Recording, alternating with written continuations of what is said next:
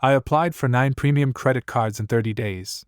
6 approved me, 1 rejected me, and that rejection exposed the entire game. If you have a premium credit card, there's a real chance you're losing money on it. And the company knows you are.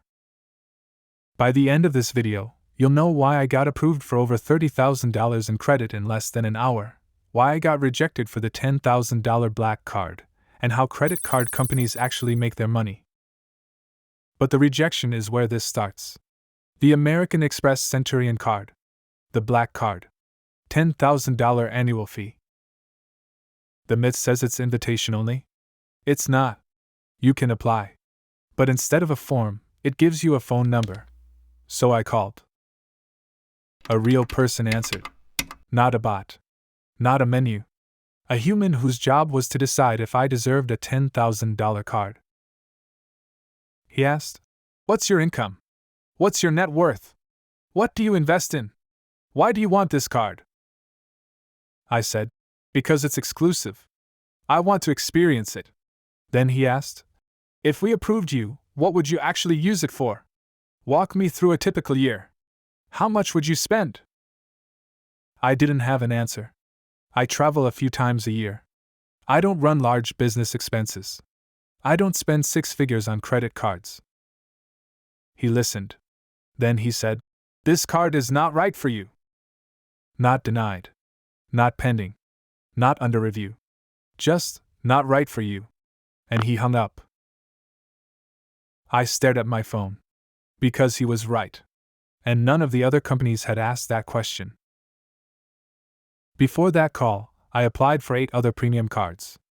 Amex Platinum, Chase Sapphire Reserve, Capital One Venture X, Citi, Bank of America, Ritz-Carlton.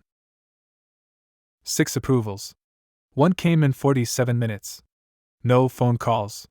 No deep questions. No one asking how I'd actually use the card. Just algorithms asking, "Is this person likely to default?" No. Approved. That's when I realized something important. Most credit cards evaluate risk. The black card evaluated fit. That difference is everything. Here's what those 6 approvals meant: $4,090 per year in annual fees. Before I swiped the card once. Now let's do simple math. Most premium cards return about 1 to 2% in real value unless you optimize aggressively. To earn back $4,000, you need to spend roughly $300,000 per year. That's $25,000 per month. $833 per day. Look at yesterday. Did you spend $833? Most people don't. Which means most people with premium cards are not breaking even. And here's the part most people miss. The companies already know that. They've modeled exactly how many cardholders will optimize rewards. They approve you anyway. Because you don't need to maximize rewards to be profitable to them. You just need to keep the card. The Amex Platinum gives unlimited lounge access. So I tested it.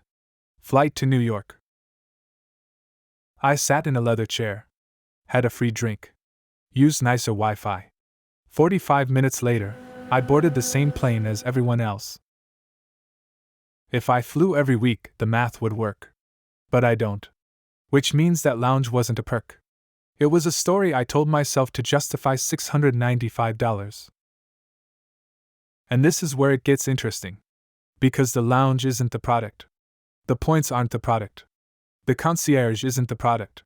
The approval is the product. Getting approved feels good. It feels like validation. Like status. Like progress. Your brain releases dopamine when you're told, "Yes." The annual fee hits later. And once you've paid it, your question changes. You don't ask, "Is this worth it?" You ask, "How do I make this worth it?" That psychological shift is where they win. The approval is the high. The annual fee is the hangover. And by the time the hangover hits, you're already committed. Here's the math. If someone spends $200,000 plus per year on an Amex card, a $10,000 fee is 5% of spending. That makes sense. If someone spends $30,000 per year, that same fee is 33%. That's absurd.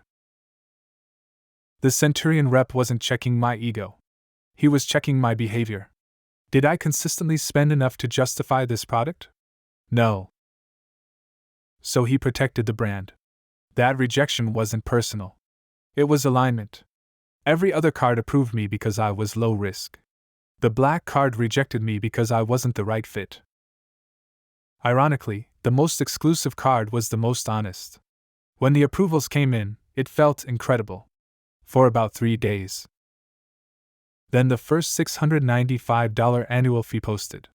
And suddenly it wasn't prestige. It was an expense. That's when I realized something uncomfortable. I almost kept all 6.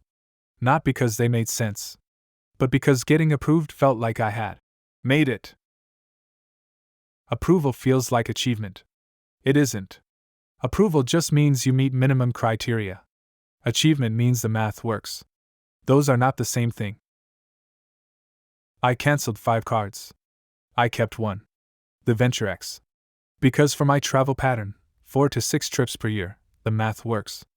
I hit the break-even point. Not because it's premium. Not because it's impressive. Because it fits. That's it. If you have a premium credit card, do this. Add up your annual fee.